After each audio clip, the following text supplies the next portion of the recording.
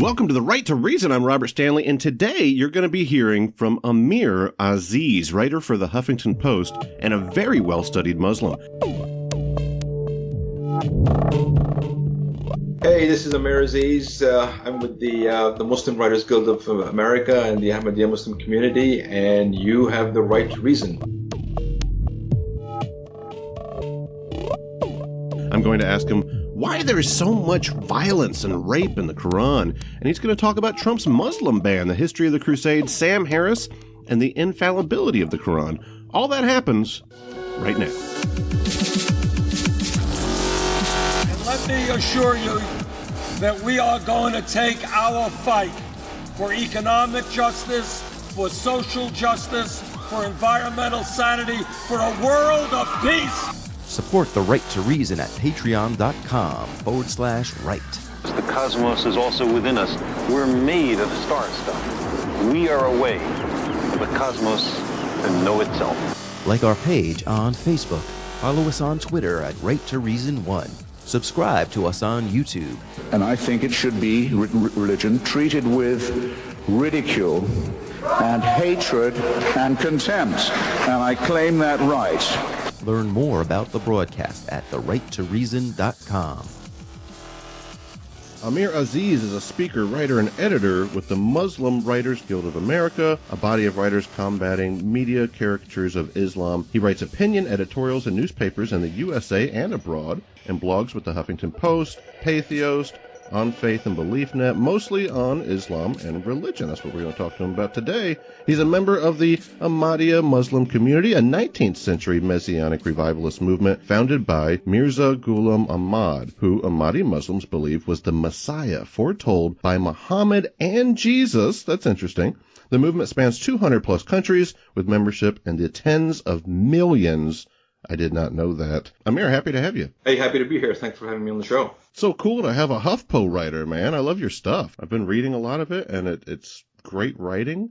I kind of want to talk to you about your faith and the details of it, but before we get there, I kind of want to pick your brain about just the term itself. Trump's America drives me nuts, but being a Muslim in Trump's America, it's not Trump's America, but you know, just is with the Muslim ban and his attack, and it's not just an attack on ISIS, you know, like his attack is on people themselves and actual citizens, a significant demographic of America. I always like the idea of there's nothing wrong with disrespecting someone's beliefs. Yeah, it's not polite, it's not comfortable, but that's also how we discuss things in the marketplace of ideas, right? You could say, Robert, I don't respect your atheism, and I would go, okay, you know, I understand that. I could say, well, Amer, I don't respect your Islamic faith, and you say, but yeah, of course, you're not a Muslim. I know you wouldn't necessarily respect my faith, but I'm not going to disrespect you as a person. And I feel like that's kind of the story of what's happening in America right now is Trump and a lot of the right-wing people, they are disrespecting a people. We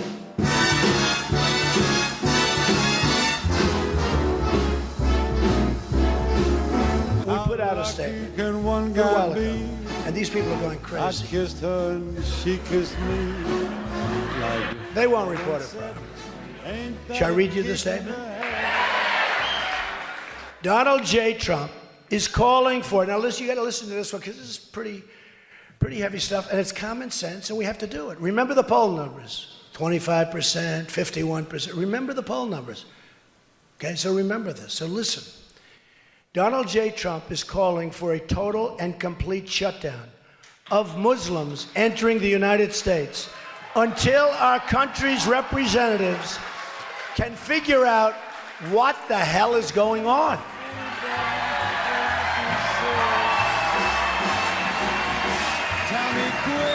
We have no choice. We have no choice. Tell me quick, ain't love a kick in the head. You know, it's really interesting that with Trump, you know, starting with his campaign, I think that he brought in a lot of amplification and accentuation of certain rhetorics and sentiments and dispositions that were already out there. And he played those cards during his campaign, and he kind of racketed up the rhetoric, the anti-Muslim rhetoric, but it had already been there. with the backdrop of extremism, terrorism, you can call it, ISIS, etc. And there's a certain take that people have in this country, especially Christians. Kind of accentuate that with evangelical Christians, which is a core base that Trump played off. So I think he knew definitely which buttons to push, and which strings to play off, and it's something that had already been there. And since with my introduction, I'm part of a group that combats or tries to respond to these media narratives about Muslims, about the fundamental and foundational beliefs of Muslims, and about our holy books and our foundational texts. And people rightly have these questions: is that what is behind all this extremism? What is motivating people from that part of the world or from that particular ideology to commit these kinds of acts? And a part of it is political. It's got to do with geopolitical modern history in terms of what's been going on in the Middle East. And there's a lot of oppressive regimes out there, and they're kind of supported by the Western political establishment, so to speak. And there's a certain reaction that comes out of that. And there's a whole thing with Israel and what came out of the First World War, especially. But kind of setting that aside, setting the politics of it aside, it's just from a religious perspective, given the extremism that's been coming out of, that we've been seeing, some people have come out and said that there's a real problem with, Islamic theology, with Islamic philosophy. And certain people have pushed that narrative in the media. Bill Maher, for example, is certainly, one personality that's been pretty active in that area.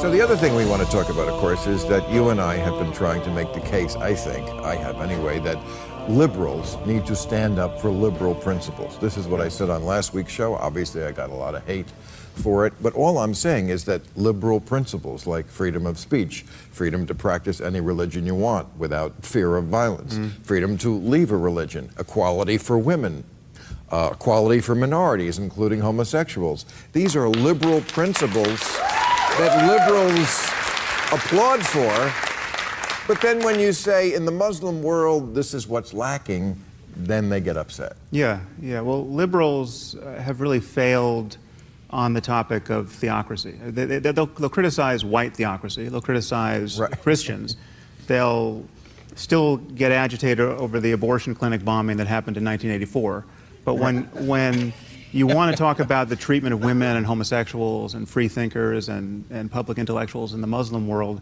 I would argue that liberals have failed us. And the crucial point of confusion, thank you. Thank God you're here. Yeah.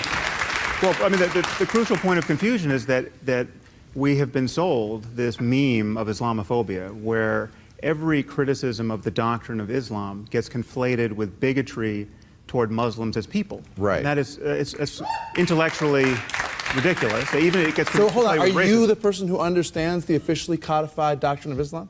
You're the interpreter of that, so you can say, well, this is... I'm actually well educated on this topic. I'm asking you. So you're saying if I criticize you're saying that Islamophobia is not a real thing. That if you're critical of something... Well, it's not a real thing when we do it. Right. Well, no, it really isn't. I'm not denying that certain people are bigoted against Muslims as people. And that's a problem. Big of you. But why are you so hostile about this concept? It's gross. It's racist. It's not.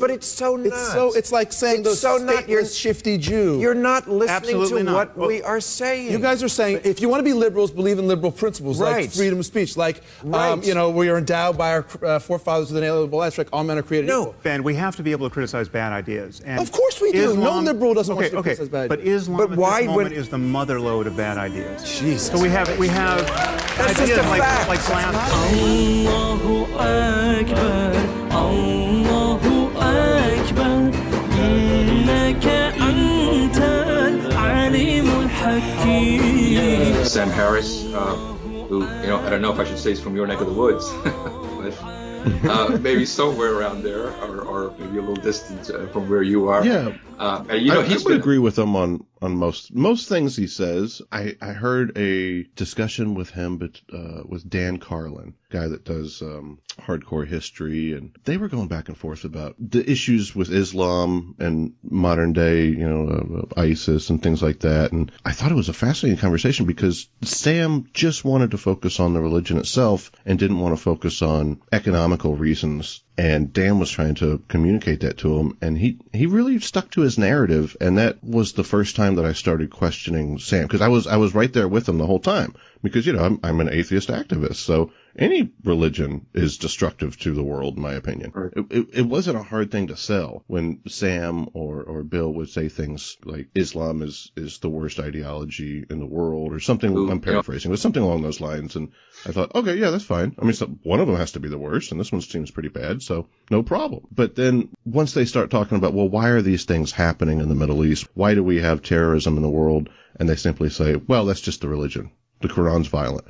I think that's where the conversation leaves me. Yeah, I guess what Sam is saying is that, this has happened time and again with religion throughout history, and, during the time of Jesus, and there was a lot of commotion and bloodshed and violence back then.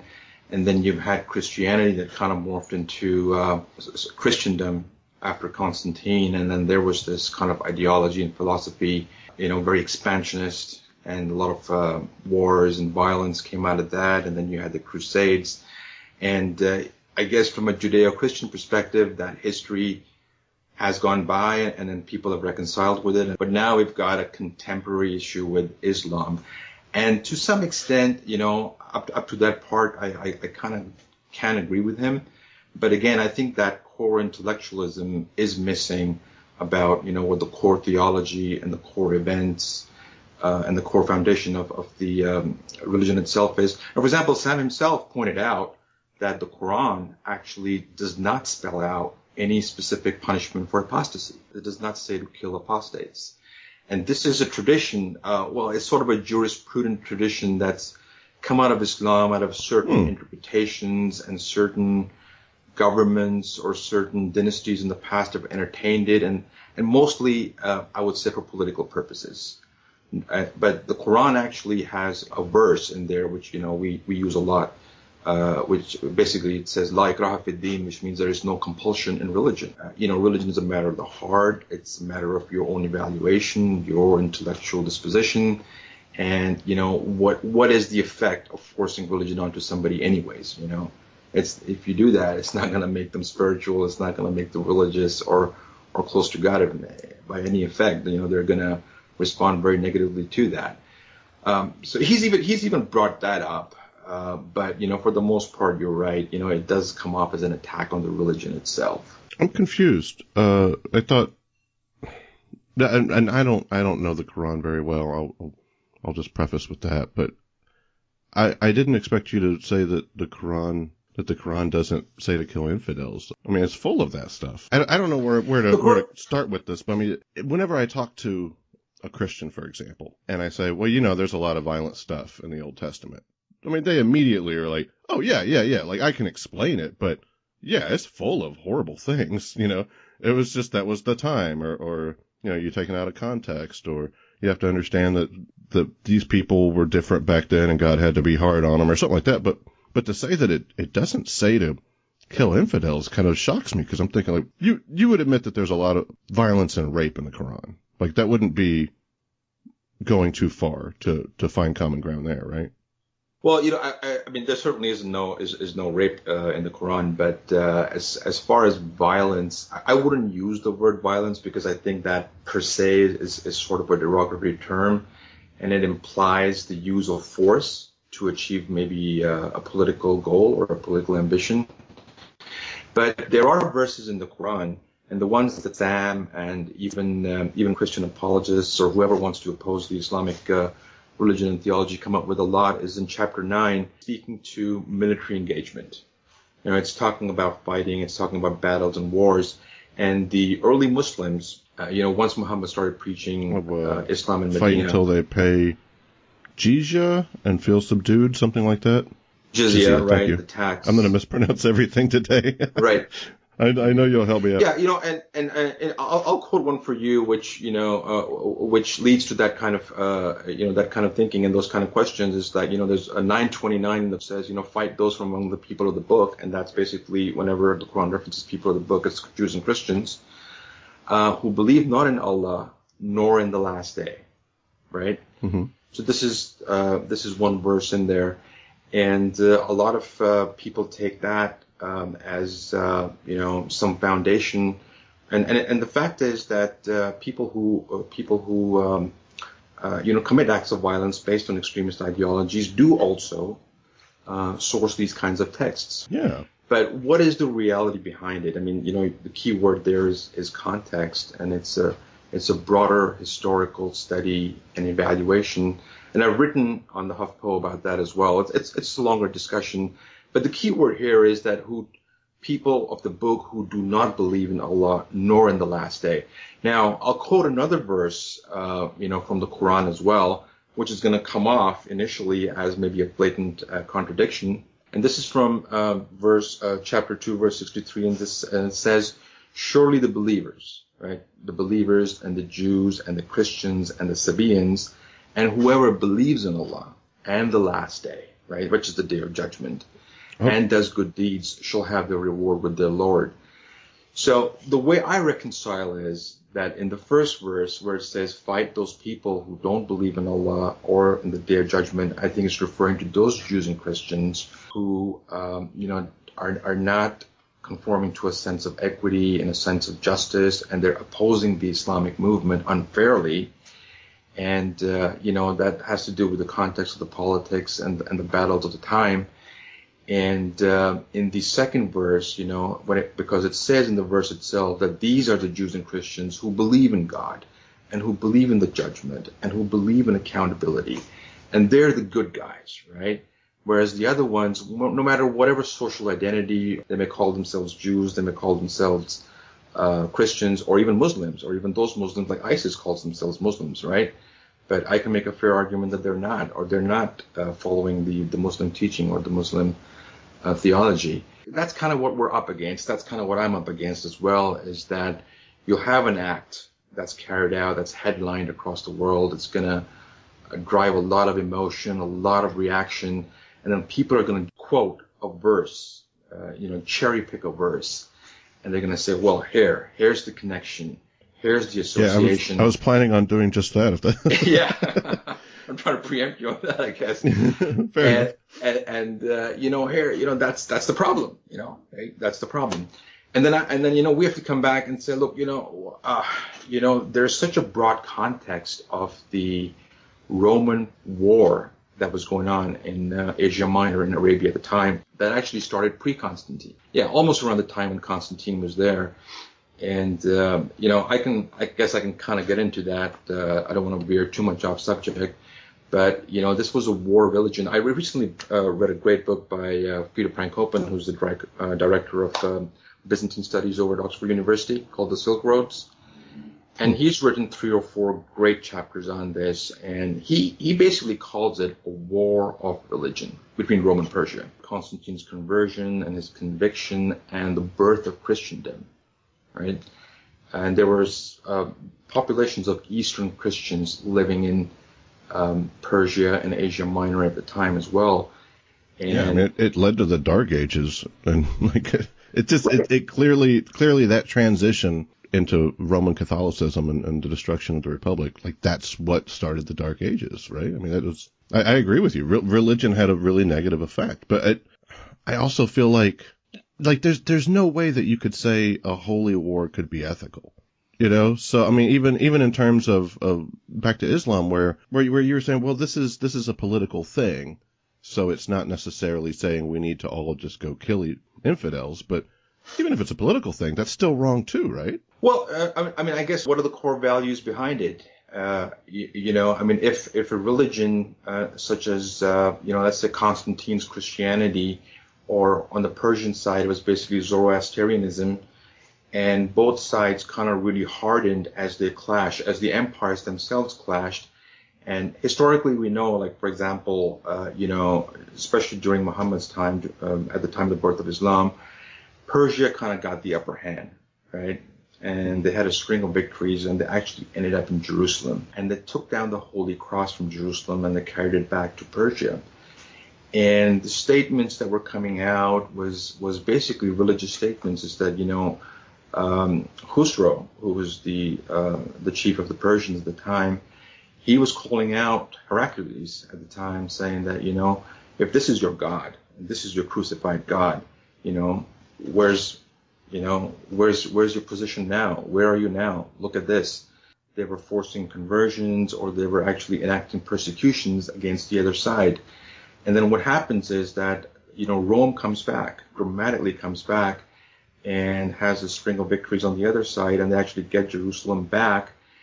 And Heraclius is making a number of statements on the other side, and now he enacts persecution against the Jews in Jerusalem. He ousts them from Jerusalem, even the Eastern Christians, because he believes they played in hand in Persia's victories. From both sides, it's a very hard attitude, and there is no room for freedom of expression, freedom of religion, freedom of conscience for both sides.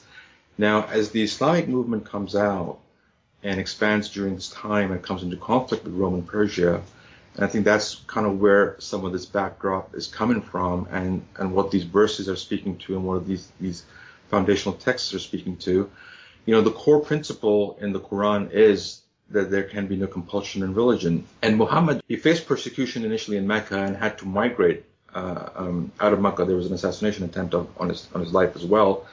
And he's invited to come and set up a government at Medina. Long story short, he comes up, and Medina is a very multifarious society. It's got Jews, it's got polytheists, it's got heterodox Christians over there. And, they're facing a bunch of complicated issues and political issues, and they're actually kind of going off at each other as well. He comes from a polytheist society, so he's got sympathies on both sides. So he's somebody that they feel vested in, or feel confident that he'll come up with some kind of an amiable solution for everybody. So he comes up with a constitution, basically, with a set of agreements that we call it the Constitution of Medina. But in that is a basic value of the freedom of expression and the freedom of conscience.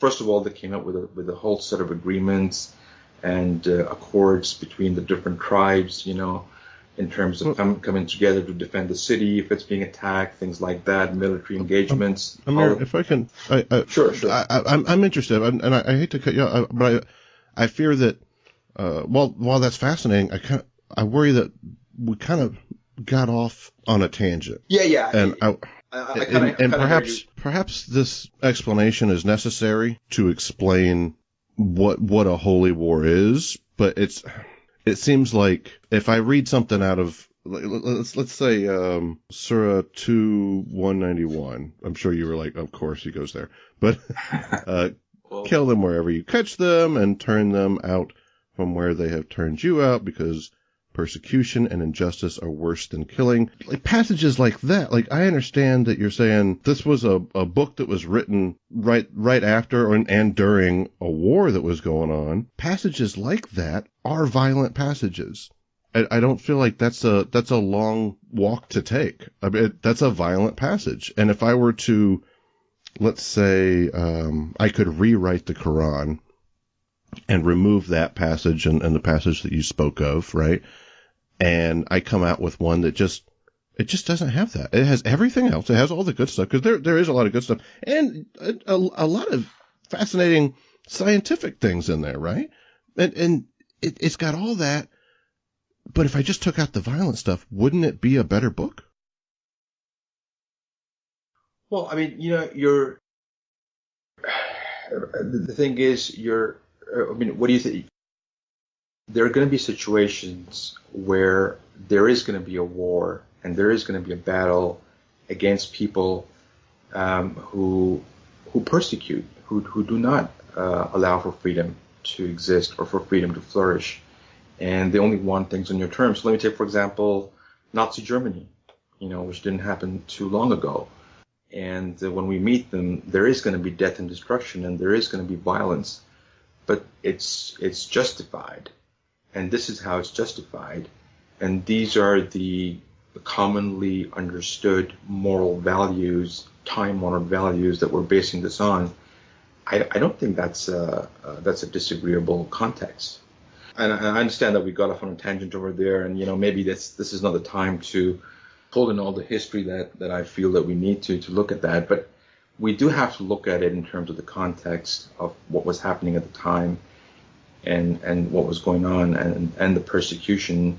And the people that the Quran is asking you to fight are the people who wanted to destroy the Islamic movement just on the basis of their beliefs. But it refers to them as pagans. Are you referring to some verse over here now? For example, 9:5, right? It says, kill the pagans wherever you find them, right? And I don't, you say that perhaps I'm taking it out of context, but I don't know a context that kill the pagans wherever you find them would be appropriate. And if it's referring to a simple war, like where you were comparing, Nazi Germany, why would they be referred to as pagans? Pagans is someone that doesn't believe what you believe. That's a holy war. That's unethical. That's wrong. And if I took that passage out of the Quran, I have immediately improved your book. If I can do that, then that means that I can write a better book than Allah, which seems kind of impractical if it's God, right? Again, we can't just cherry pick a few words or even just one particular verse, without looking into the overall context. And sometimes that exists right there. So if you go to the very next one, it says that, and if anyone of the idolaters or the pagans ask for your protection, grant them that protection. And, convey them over to a place of security. Looking at, 9:6, if they ask for a place of safety, give it to them. And that's cool, but do they have to accept the religion to have that? No, absolutely not. Because there's a verse in the Quran, and we have to reconcile to that verse that there can be no compulsion in religion. And we know that was not the case. We know that was not the case, that they would be asked to convert. So freedom of religion was a core and fundamental aspect of the early Islamic development. And actually, Peter Frank Copen in the Silk Roads attests to that.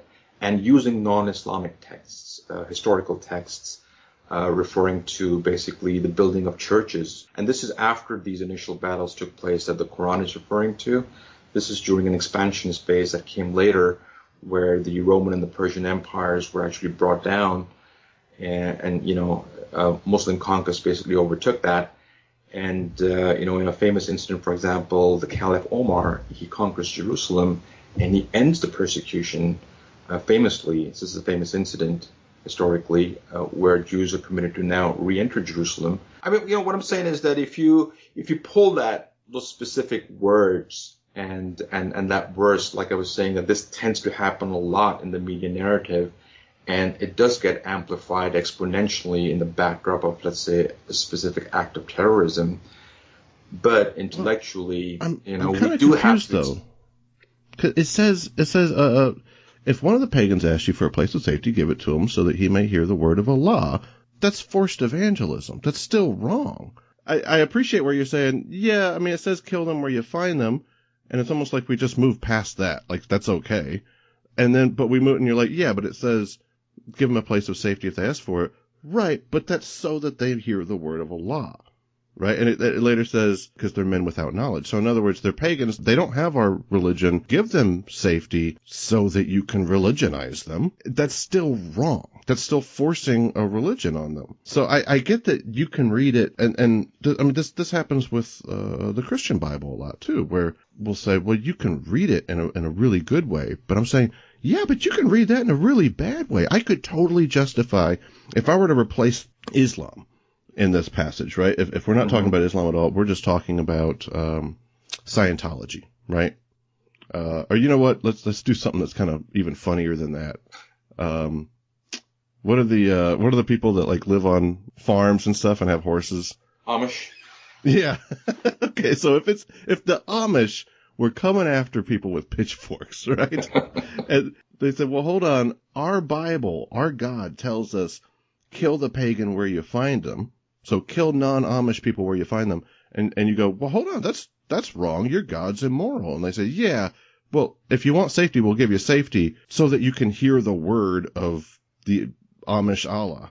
You know what I mean? Like, that wouldn't justify it. You would still be like, Amish people are very violent. Like, and even if you came across a very polite and respectable, peaceful Muslim like yourself, you know, but if you came across a peaceful and respectable Amish guy and he said, well, we don't mean it that way. We mean it in a much nicer way. I think your natural response would go, yeah, but it could be taken both ways, and therefore it is an immoral doctrine. Is that fair that you would admit that it could be taken both ways? Well, no, I don't think it can, because it's speaking to a specific wartime context, you know, where there is a specific engagement for a certain reason. You know, if one party persecutes the other and says, well, you're not allowed to exist because of your beliefs, then they're the one that's who are in the wrong. And, you know, in this situation where, you know, kill, the enemy, or, you know, engage with the enemy or fight the enemy, you're fighting them in that specific context. And at the same time, you know, you should still be, you know, have the higher ground enough to be overly cruel in that situation. And if somebody is in a weak position, you know, give them safety, give them some security, and you know, yeah, let them hear about, you know, what the true values of justice and peace should be, and how peace should exist. And that's I'd say that agrees with the historical context that I'm talking about. But what ISIS is doing is completely antithetical to the historical development from that time. I see. But, you know, what you're alluding to is, yes, that's the problem. That's what we're up against in a sort of a media narrative. We'll get back to Amer Aziz here momentarily, right after this break, and discuss his take on the Quran's endorsement of rape. Learn more about the broadcast at therighttoreason.com. Follow us on Twitter at RightToReason1. Like our page on Facebook. Subscribe to us on YouTube. Support The Right to Reason at patreon.com/right.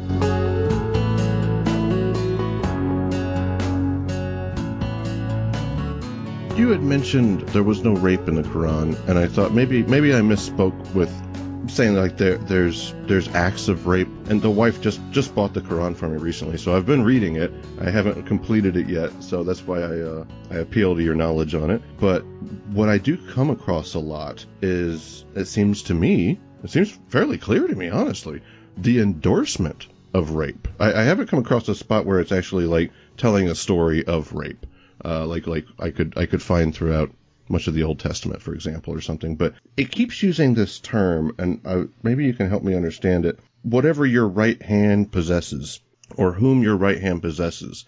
And each time I read that, it seems to be in a context where it's talking about a woman and owning her, as if like you beat up, you destroyed this other city, and then you get to collect all their women, and your right hand possesses this woman, and now she's like your sex slave, is the way that I'm understanding it. Is that close? Okay. But yeah, that's how a lot of people, you know, tend to think of it, or sometimes that's how they push it. But basically, again, you know, going back to the details and the context of the time, what that is referring to, people possessed by the right hand, is that when you had these military engagements back then, and, you know, you'd have a tribe fight another one, or you'd have a city fight another one, you know, and there'd be a certain number of deaths, and there'd be prisoners of war, right? Only that in that time and place, we didn't have a prison system that the way we have today. So you would have all these widows, you know, in a situation where one tribe, let's say, for example, takes over another one. And the question would be, well, how do we deal with the situation? How do we handle it? How do we integrate it? Or how do we secure it where you have a lot of people and families and widows left over from a war or from a battle. And what the idea and the structure that they came up with was to assign these people into Muslim households who would then be responsible for their welfare. You're saying he's taking care of them? They're kind of taking care of them, but at the same time, they're also trying to figure out how to assimilate them into society or what the best options for these people are, without burdening. Not having sex with them. No, not at all. That's not what it's talking about. It's not talking about sex slavery or hedonism or, taking over a people, beating them in battle and then, having fun with their widows. What this is about seriously dealing with a situation like that, where you would be coming out of a battle and you'd have a large number of widows left over, and how to integrate them and assimilate them into your existing structure, society, or your tribe. And this is a time where there were no prisons, and no structures or processes like that at the time. So the idea that they came up with was to assign these women to certain Muslim households who would then be responsible for their safekeeping, caretaking on a day-to-day basis while they worked on re-assimilating them into society or working out some acceptable option for these people. I think he is talking about sex, though. Once again, I totally get, okay, I'm a novice with this, and you are well-versed with this sort of thing, appropriately saying well-versed, right? But, just Surah 23, right from the beginning, successful indeed must be the believers, those who make themselves humble in their prayer, and those who avoid useless talk, and those who give charity, and those who guard their chastity, which it sounds like exactly what you're saying right there, right? Guard your chastity, not being rapey. That sounds good. He says, except with those, and this is 23:6, except with those united to them by the bond of marriage, or whom their right hand possesses. For them, they are free from blame. So he's talking about chastity, and he says, except for people that you're married to, and here's that word again. And every time I see it, I kind of cringe. Your right hand possesses. It's like this. I get what you're saying. That what that really means is that you're taking care of someone and helping them, but that sounds like sex to me. Am I misunderstanding that? Well, again, this is this 23:25 that you're referring to? Yes, sir. 23, 25, and 26. I didn't want to take it out of context, so that I tried to read the whole thing from 23:1 to 23:6, but that's where I stopped. But honestly, that does sound like sex, dude. Again, we do need to reconcile that with other verses, and I'll share a few over here with you. So this one is 24:33, which says that marry widows from among you and from among your male slaves and female slaves. So it's actually ask who are fit for marriage. So it's actually asking for a marriage to take place among the slaves. That one sounds worse than mine. 24:33. Hold on. Oh, it's a big verse. It says, get them from the slaves around you. But you're saying it says ass. It says, do not force your maids to prostitution. That sounds good. Shouldn't do that. Ask for a note in writing. Give them such a note if you know any good from them. Help me understand this. What are you asking a note for? The one that says, and marry widows from among you and your male slaves and female slaves. Do you have that as 24:32? Oh, yes. Yeah, okay. Yes. All right, I'm with you. Sorry, 24:32. So that's the marry those among you who are single, and the virtuous ones among your slaves, male servants and maid servants. If they are in poverty, Allah will provide them ways out of His grace, and Allah understands all needs. He knows all things. Correct. So it's asking you to marry them. And there's other verses as well, which have the same thing, which says that you need to marry your slaves. So isn't that bad? Having slaves at all, but especially marrying a slave, wouldn't that be bad though? Oh, I think isn't sex slavery worse? It's definitely not that, right? I mean, marriage drinking brings you into a far more sanctified and dignified position, and you have inheritance rights. You have. But slavery is wrong, right? I mean, you and I'm sure we can agree on that. Yeah, slavery is wrong, and would you admit that there is no context in which slavery is moral whatsoever? Well, there's a much wider discussion on that in terms of how how it eradicated slavery. So you're saying that there is a context where slavery is moral? As a broader context, which I'm not trying to trick you in anything. I'm confused that it either is or it isn't. Like, I don't think I'm being naive if I say there is no time that it's okay to have a slave ever. No matter what situation I'm in, it's just wrong. It's a wrong thing to do, to own people.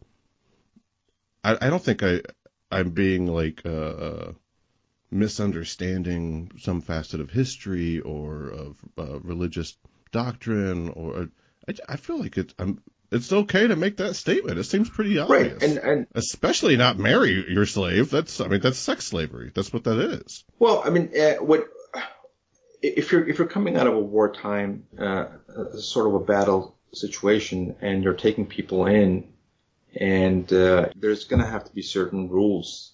Why not make them good rules? Why not make them ethical rules? Like, Well, only a while back they were enemy combatants. You can't let them loose into the streets right away under laws which are basically geared and engineered to deal with that society in a normal situation.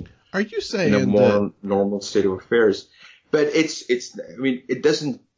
The Quran does not sanction slavery. It's basically what it's saying is that you're going to have to go through that. And, as far, if you do the proper analysis and then the history on Islam, it was instrumental in eradicating slavery.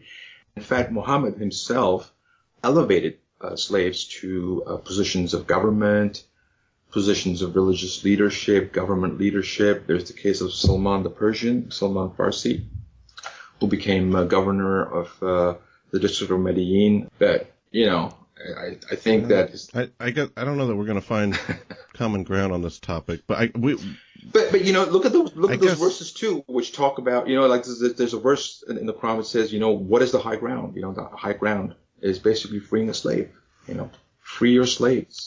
We could agree there, I guess. Yeah, I know you're a busy guy as an editor and writer, and I feel bad about keeping you as long as I did, but I really appreciate your time. But how can people find your writing and learn more about you? Amer Aziz.weebly. That's WEEBLY.com. And it's got all my writings and references over there. And if you want to learn more about Ahmadiyya, which we believe is the current prophetic dispensation by God, by his messenger, the second coming of Christ, Mirza Ghulam Ahmad, you can go to www.alislam, that's ALISLAM, which means the Islam, alislam.org.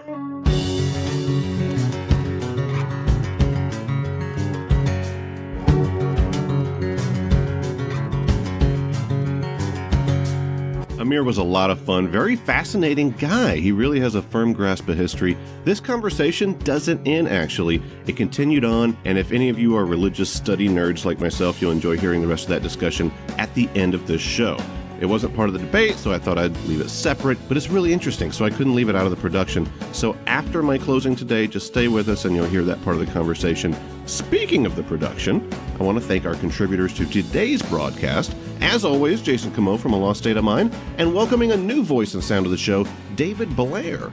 You can get a free download of his music at davefreesong.com/free music. I'll include both those links in the show notes, as well as Amer Aziz's previously mentioned links. I also want to thank our patrons that made this episode possible, My Humble Assault, Anima Man, Phil Calderon, and Larry Wilson. Thank all of you very much. If you want to become a Patreon supporter as well, you can do so at patreon.com/right.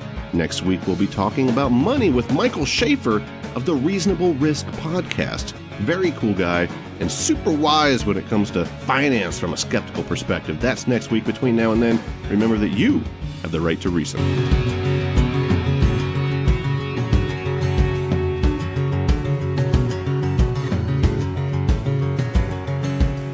I was hoping I could find out one more thing before you go. I don't know if this is the right characterization, but you're not the typical Muslim that I think a lot of people think of. Like you had, like a lot of people think like Muslims, they got their Prophet Muhammad and they got Allah as their God. That's kind of what we know about them, you know.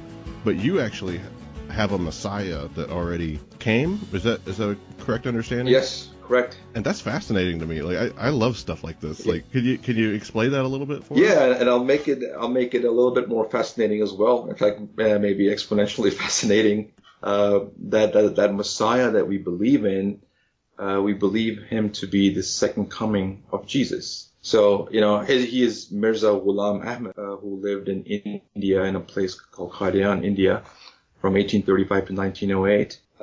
So of course we don't believe in the second coming of Christ as in a literal sense. We take it to be allegorical or symbolic. And we say that it's happened in pretty much the same way that it happened before, during Jesus' time, when, you know, he was questioned, when Jesus was questioned by the Jews that, you know, hey, if you're the Messiah, if you're the promised Messiah, then where's Elijah, you know, the harbinger, who was supposed to come down from the heavens in chariots of fire and announce the coming of the Messiah? And Jesus explained that John the Baptist, you know, is the second coming of Elijah. That's basically, I always thought that was a little weird. It's symbolic, yeah. You know, it's basically Elijah was a great prophet of God, you know, very spiritual guy, and he brought people close to God, and that's what John the Baptist does as well.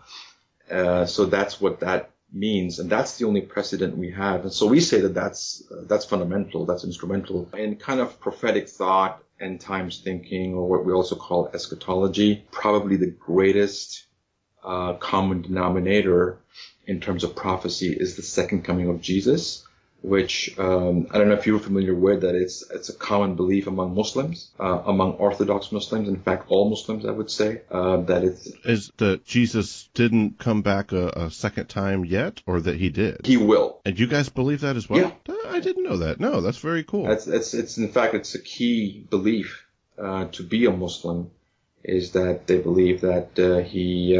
So that's something Muslims and Christians have in common. They both believe that Jesus will come back.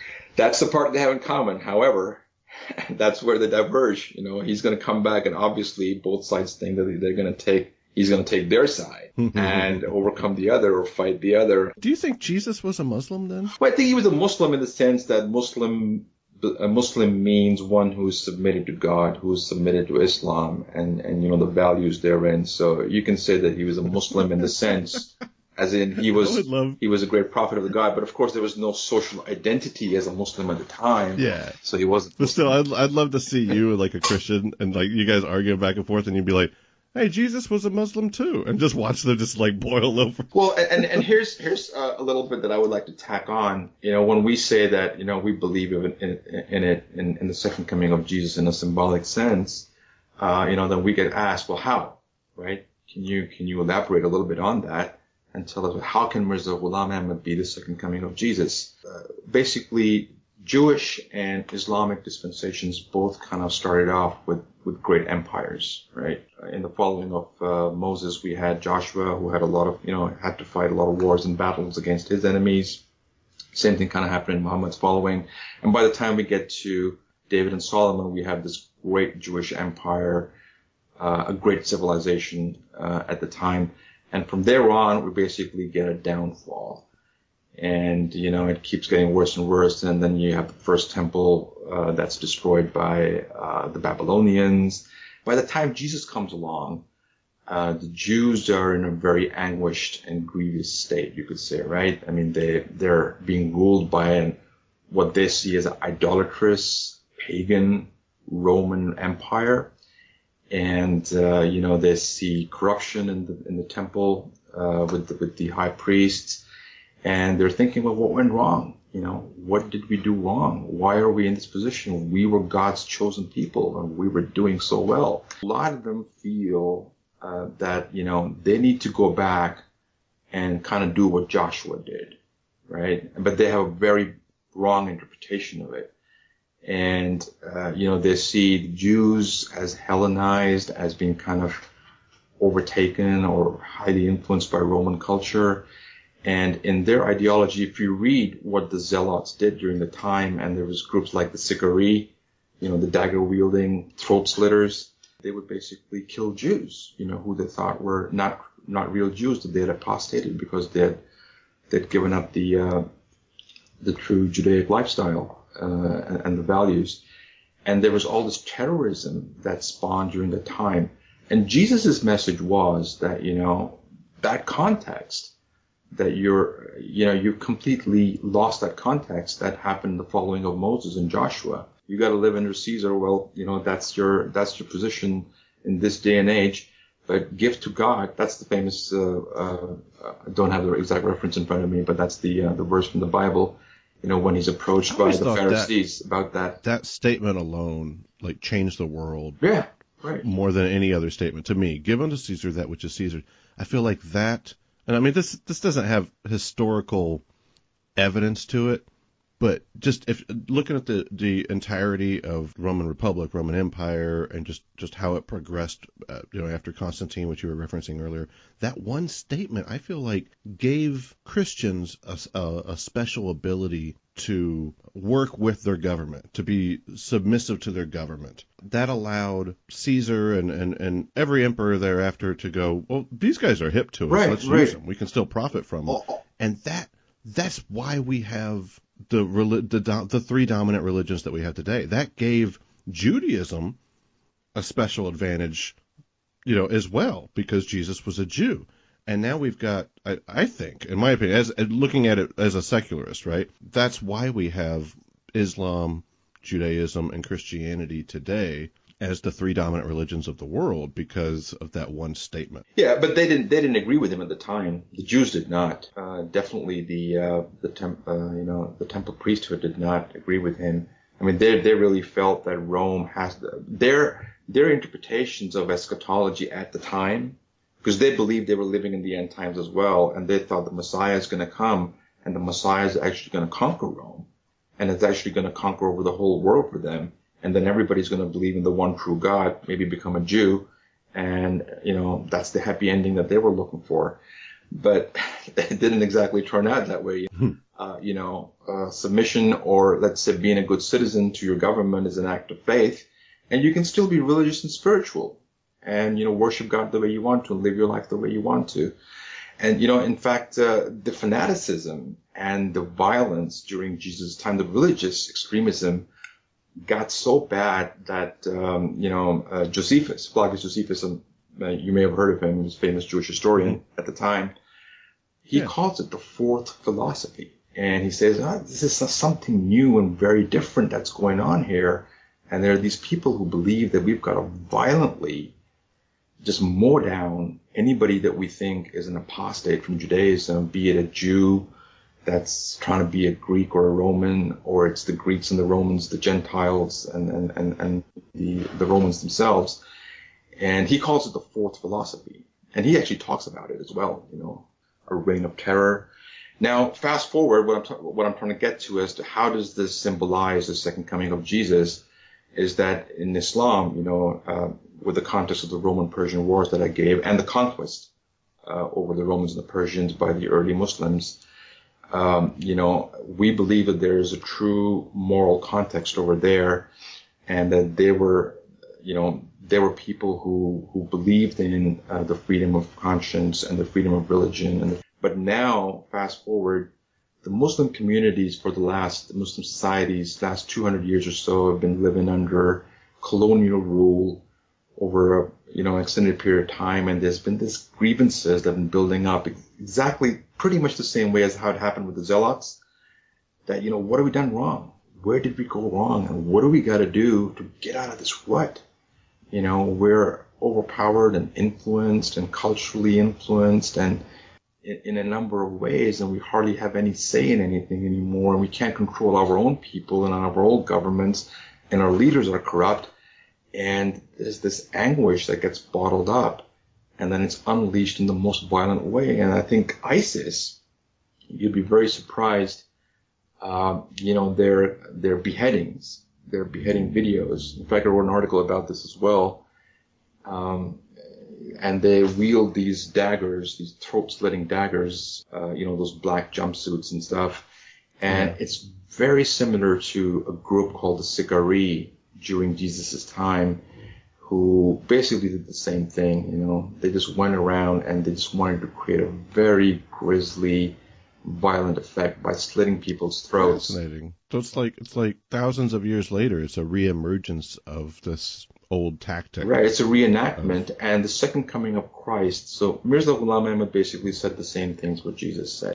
So they had similar notions, about being under the rule of a foreign government that has the false teachings or has the wrong teachings, and that they need to go out and basically force this religion. And of course, vastly, really grossly misinterpreting the original context of Muhammad's time and why he had to fight those wars and why he had to fight those battles. These guys have just gone way off on an aberration, killing apostates and blasphemers and things like that. And it's just a royal mess, exactly how it was during Jesus' time. And you know how Rome responded to that eventually when the war broke out with the Zealots. Hey, thanks, man. I appreciate it. Do you feel comfortable going again sometime? Maybe I hit you up in a couple of months. Yeah, definitely. We can go over a couple of more interesting topics. I'd love to talk more about things that you write about in HuffPo too. I wanted to spend more time on that. I thought we'd spend more on that and less on the Quran, and I really didn't expect to get to the Quran because I knew I didn't know it. Oh, you know? So every time I'd be like, I want to talk about this verse, and I'm also like, Robert, don't do it, But I do want to talk about this stuff. Like it is like. Well, you knew quite a bit of it, and you knew some of those passages do get thrown around and they get circulated. So I'm not too surprised. I feel like. Yeah, I mean, I have been reading it. I really have been trying to get it. I love religion.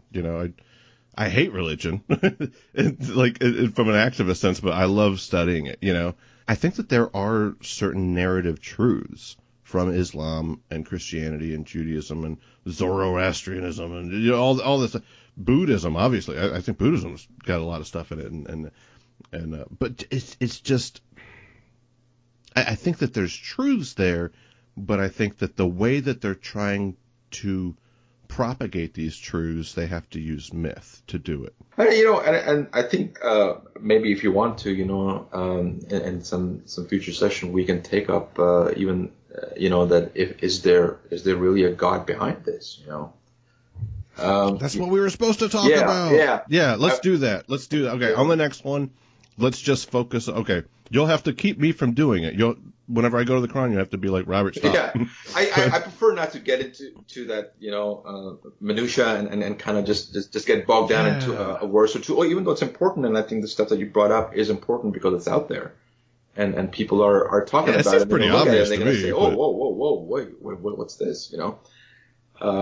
Yeah. So we got to do that as well. I understand, but okay. I think let's. Okay, a couple of months. I'm going to hit you up, and we're just going to do theology. Yeah. Thanks, man. I really appreciate it. Thanks a lot, man.